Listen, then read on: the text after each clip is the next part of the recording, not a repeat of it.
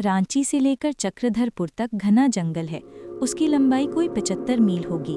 इस जंगल में तरह तरह के जानवर रहते हैं। उनमें बाघ सबसे खौफनाक होता है। कई साल हुए मेरा एक दोस्त और मैं रांची के एक दफ्तर में काम करते थे। हम दोनों चक्रधरपुर के रहने वाले थे।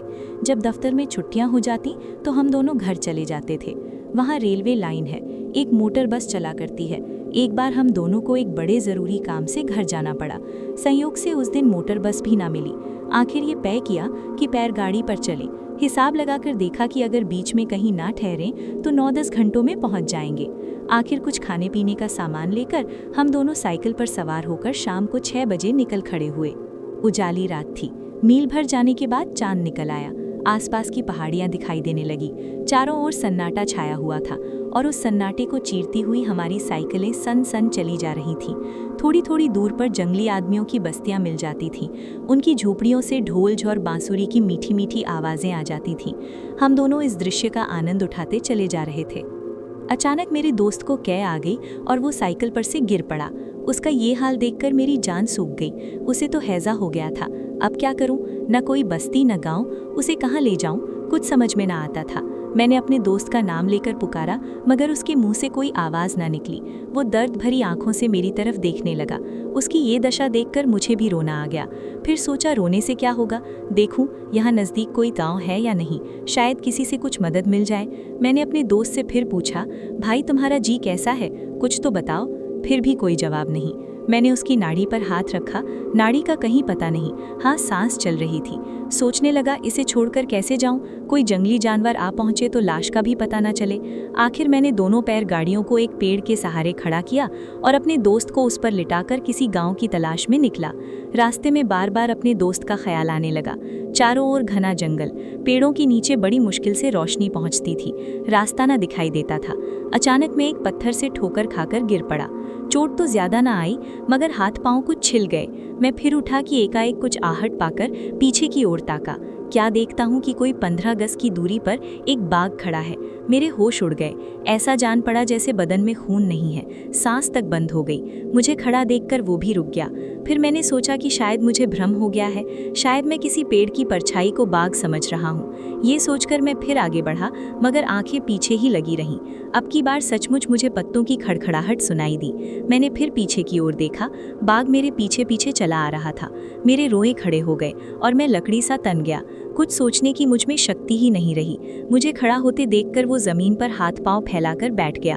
अब मुझे जान की कोई आशा न रही। ना तो मेरे पास कोई पिस्टल था और ना चाकू। न मालूम क्या सोचकर मैं बड़े जोर से चिल्ला उठा। बाघ मेरी आवाज़ सुनते ही उठा और चुपचाप जंगल की ओर चला गया। बाघ को जाते देखकर मैं इतना खुश हुआ कि क्या कहूँ। मेरी हिम्मत भी लौट आई। सोचने लगा घर पहुंचकर सबको ये किस्सा सुनाऊंगा और कहूँगा कि अगर कोई इसी तरह बाघ के सामने पड़ जाए तो उसे खूब चिल्लाना चाहिए। यही सोचता हुआ मैं तेजी से चला जाता था। अभी थोड़ी ही दूर गया था कि फिर कुछ आहट मिली। देखा तो सामने बाघ। मैंने तो अपनी समझ में बाघ को भगाने का मंत्र पा लिया था। लगा जोर से चिल्लाने, मगर अब की बाघ वहां से हिला भी नहीं। उसका जवाब उसने ये दिया कि मुझसे 8-10 गज पर मारे खुशी के अपनी दुम हिलाने लगा। अब तो मेरी हिम्मत छूट गई। कह नहीं सकता कि मैं कितनी देर तक वहां खड़ा रहा। एकाएक मोटर के हॉर्न की आवाज़ कान में आई। फिर सोचा शायद ये भी भ्रम हो। फिर भी मुझे कुछ हिम्मत हुई। मैं धीरे धीरे पीछे हटने लगा। कोई 8-10 कदम पीछे हटा था कि अचानक बाघ उठा। मेरा कलेजा मानो सिमट कर एड़ियों में धंस गया।